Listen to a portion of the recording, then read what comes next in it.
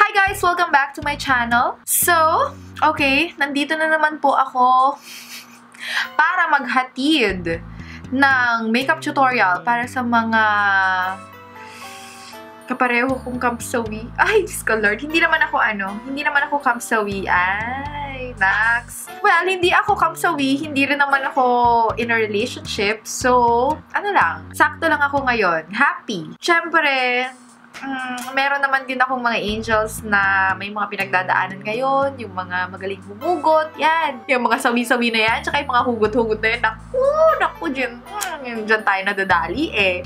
Pinagdaanan ko din yan, huwag kayong mag-alala. Hindi kayo nag-iisa, okay? Ako din. Maraming beses pa, hindi lang isang beses o dalawang beses. Nagmahal ka na't lahat-lahat, binigay mo na't lahat-lahat. Nasaktan ka pa rin, aray. Pinaasa ka pa rin, aray ko. So, ngayon, syempre, panahon na para magpaganda ka naman. At isipin mo yung sarili mo. Yan yung lagi kong sinasabi, diba? Isipin mo yung sarili mo, okay? Yan yung lagi kong sinasabi sa best friend ko eh. Kasi nga, nagdadrama siya lagi. Ganyan-ganyan lalaki. Ay, nako. Paganda ka na lang. Mas okay pa. Mas may mapapala ka pa, actually. Masarap mag-selfie, di ba? Pagka ganun. So, ayun na nga. Ito na, guys. Ang makeup tutorial ng mga babaeng nagmahal, nasaktan, at ngayon, magiging Diyosa. Foundation. Anong gagamitin kong foundation? Eh, mga puro mamahalin itong mga foundation sa harapan ko, besh! Ano ba, Miss Yel? So, ito na naman tayo sa maputing foundation. Okay, sanay na kayo dyan.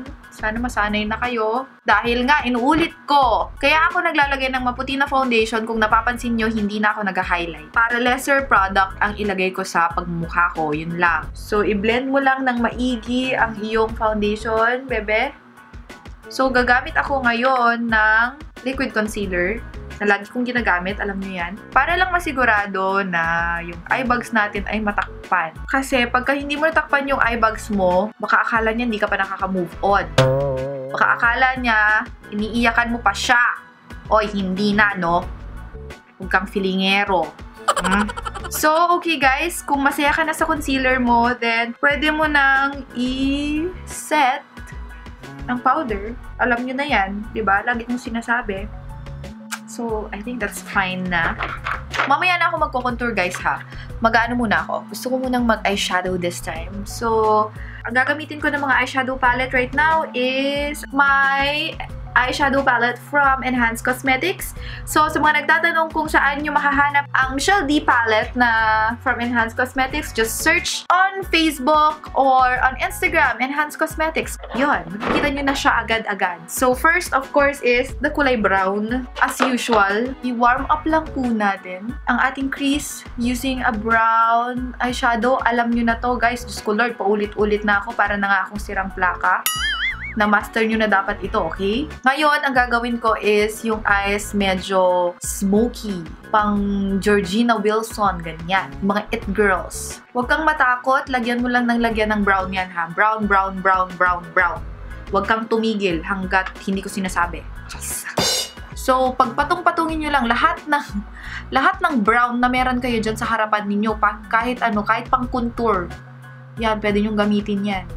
Eyebrow powder, sige go, gamitin mo na rin, besh. So, smoky eyes siya, pero hindi tayo gagamit ng kulay black. Mas ipupush natin yung medyo kalat-kalat ng konti kasi, alam mo yung mga magaganda eh, wala silang pakialam. Kahit makalat yung mga eyeshadow nila, wala silang pakialam. Kasi nga maganda sila, ganun. Konti lang medyo iabot mo ng konti dito sa may bandang nose. So, itong look na to, guys, pala, is hindi to pang mall. Pang medyo pang aurahan to. Pang photoshoot to, ha? Guys, liliwanagin ko lang. Guys, nga pala, huwag niyong kalilimutan, ha? Yung mga gamitin niyo na colors ay matte lahat, okay? Huwag kayong gagamit ng may shimmer. Kuha kayo ng ganitong color, yung medyo orange siya ng konti. I-warm up natin yung mga gilid-gilid. Hindi ko alam kung maganda yung itsura niya sa camera, pero in person, maganda. Get a chocolate brown. Something like this. Kahit gamitin nyo na yung kamay nyo, okay lang yan. Ilagay nyo siya sa center. Kung chocolate brown yung kulay ng eyebrow, eyebrow powder mo, yan, best. Gamitin mo yan, pwede yan. Di ba, love it? O, yan. Ganyan na siya. Meron akong liquid eyeliner dito na brown. Para lang mamaya pag nag-false eyelashes tayo, may ano nun siya. May base. Ayan. So, maglalagay lang ako ng false eyelashes. And as usual, magbabalik ako. Okay, so ako po ay nagbabalik. Nakalagay na po ang aking false eyelashes. Bigla na siyang naging pack na pack na pack. Girl, oh my gosh. Ang mga naidudulot ng false eyelashes, na ibibigay niya ang mga hindi kayang ibigay ng ex mo. Aray, ita-tightline ko siya. Gamit ang brown eyeliner. Yan. Brown guys ha.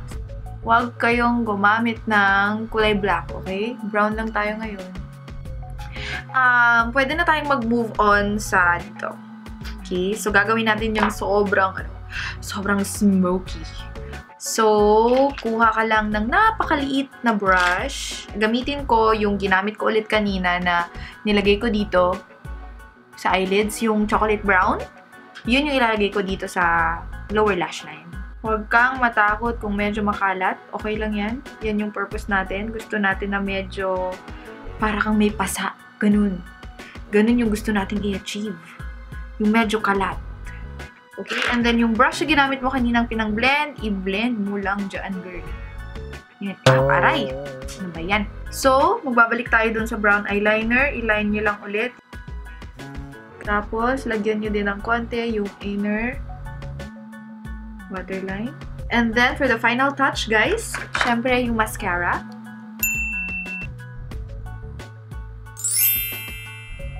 Try na siya, guys. Tapos, later, magko-contact lens ako, di ba? Para mukhang totoo. Tapos, huwag mong kalimutan maglagay ng dito, okay? Ng white eyeshadow dyan. Yung ano mo, yung pwede mong gamitin yung powder foundation mo if you want.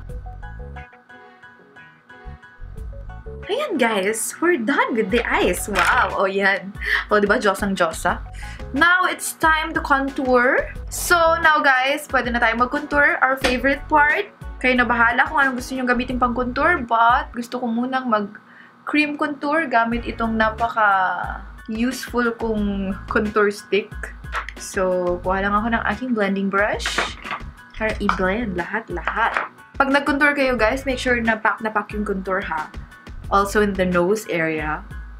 Huwag niyong kalilimutan yan. Kasi ang mga it girls, matatangos ang ilong yan. Siyempre, gusto mo matangos din yung ilong mo, diba? And then now, guys, of course, for the blush, siyempre, huwag masyadong matingkad. Okay? Hindi sila nagba-blush on ng matingkad, yung kulay pink. Hindi ganon, okay? Ano lang tayo, yung medyo natural ng konti. Which is parang like this. Yung color na yan. Diyan nyo siya ilagay. Hindi dito. Sa center. Nope. Not there. Yan. Pag happy ka na sa blush mo, then, of course, you can move on to highlighter. Kung anong gusto nyong highlighter na gamitin, push nyo yan. Kung gusto nyong gumamit ng white na eyeshadow na may shimmer ng konti, okay lang din. Basta siguraduhin nyo lang na merong glow. And now, lipstick. So, gagamit po ako ng, syempre, yung ginagamit nila na nude. Lagi silang nagno-nude, besh.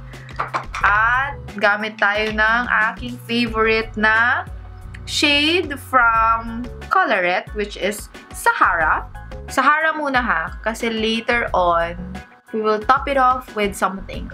So, ito yung combination na ginagawa ko lagi, guys. Na lagi niyong tinatanong kung ano. Inuuna ko muna ang Sahara. Tapos, tinatop ko siya ng Chelsea. My favorite combination of all time. Nasaan na yung ano ko, Chelsea ko? Ayun na si Chelsea.